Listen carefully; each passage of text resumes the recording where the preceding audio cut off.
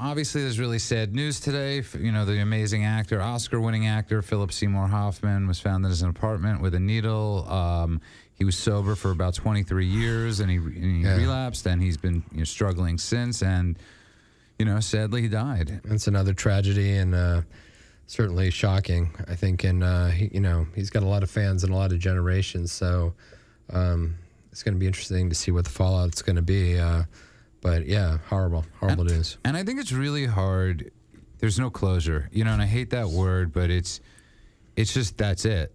And we talk about this a lot because, with heroin and people that shoot up and all that jazz, it could be done. That's it.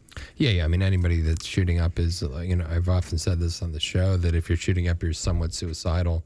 And obviously he'd just been back in rehab, and I don't really know specifically what kind of emotional problems he was having, but clearly they were significant to go back to using after all those years. And he was playing with right on the line there, and he obviously shot up too much. So it's easy to do these days. People aren't as well versed in. We're talking about this in the green room, and how back in the 60s and 70s people were trained a little bit better by fellow junkies how to use. And nowadays it seems like we're getting more and more overdoses because the drug culture is different. I think also when you relapse, you isolate. You have a tremendous amount of shame and isolation. And when you were younger, especially in a case like Philip Seymour Hoffman, right. I think in heroin culture before was very sort of group dynamic. There was like a group of junkies you used to hang out with, and AIDS actually affected a lot of that, and Hep C, because people stopped sharing needles all the time. But sharing a needle used to be a big part of the culture of heroin addiction, and we don't see that anymore. We see people isolating, and therefore, if they overdose, there's no one around.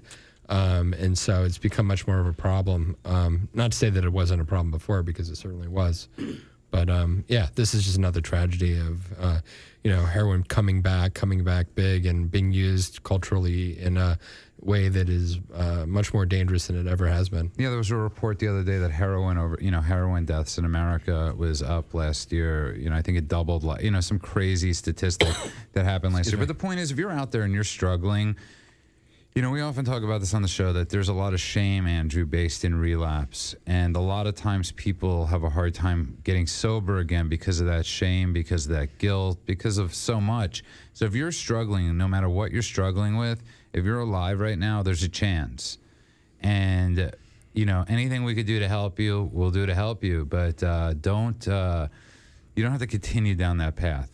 Yeah, and it's not just about the drugs. Yeah. I mean, whatever other components are going on in your life, or problems or issues that might be making you feel like you have to use to get away from those issues, there's a way for us to help those issues so you don't have to use.